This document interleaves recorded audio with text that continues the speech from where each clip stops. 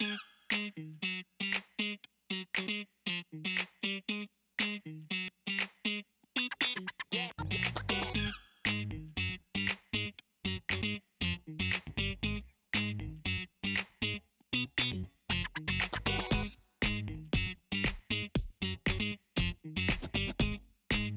je suis Claire Paquet, chargée relations entreprises à l'IPI Lyon. Et Sylvie Olanier, directrice du développement et des relations entreprises pour IPI Lyon également.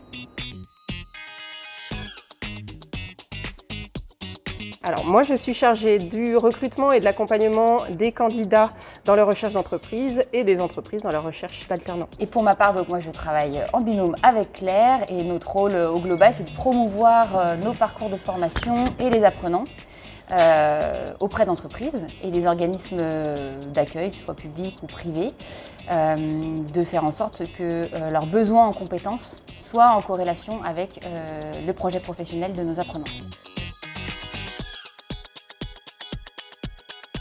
Donc trouver une entreprise et réussir son alternance, c'est un vrai challenge en soi, mais quand on a un vrai projet professionnel et la motivation, ça fonctionne.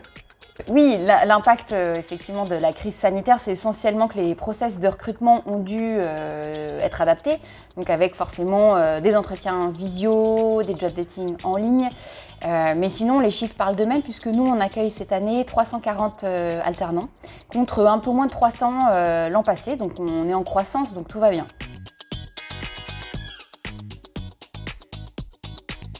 Eh bien, ça commence dès l'entretien d'admission qui sont réalisés par des professionnels. On se focalise surtout sur le projet professionnel du candidat et par la suite, on leur donne accès à un espace admis sur lequel ils vont trouver déjà plein d'infos concernant nos formations et puis surtout un espace coaching sur lequel ils peuvent s'inscrire pour pouvoir profiter des ateliers d'accompagnement à la recherche d'entreprise, point CV, simulation d'entretien.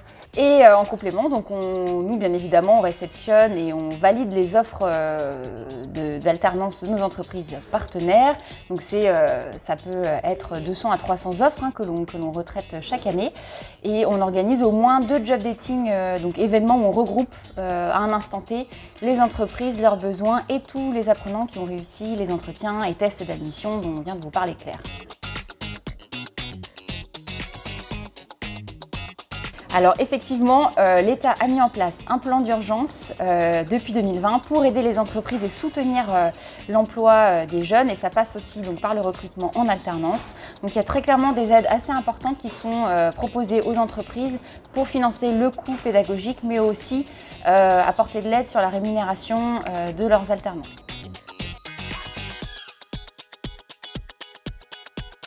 Et ben, notre accompagnement ne s'arrête pas là puisqu'on est en présence renforcée lors de cette première période qu'on appelle la période d'intégration en entreprise où là on va faire vraiment un point avec l'alternant, son tuteur pour savoir si l'intégration se passe bien.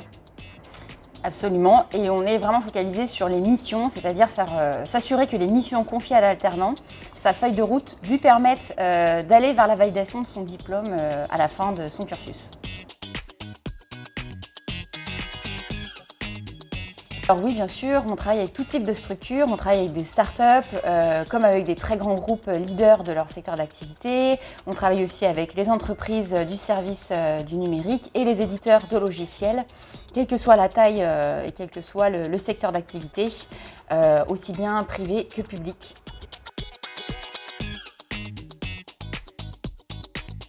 L'alternance est un mode de formation différent. Vous êtes salarié d'une entreprise, mais vous êtes là aussi pour apprendre et être formé, donc il ne faut pas hésiter à poser les questions, se rapprocher des collaborateurs de l'entreprise. Bonne pratique plutôt à destination des tuteurs et des entreprises, c'est de bien avoir conscience qu'il faut accepter de prendre du temps au départ pour en gagner ensuite. Et on se rend compte que les intégrations réussissent, c'est quand les tuteurs balisent du temps vraiment dans leur agenda régulièrement pour que l'alternance soit bien lancée, que la communication soit bien établie avec l'alternant. Alors un conseil, restez motivé, croyez en vous et en votre projet professionnel. Absolument, ayez confiance en vous et dites-vous bien que quel que soit le poste et son niveau d'expertise, on est toujours là pour apprendre en entreprise, donc faites-vous confiance.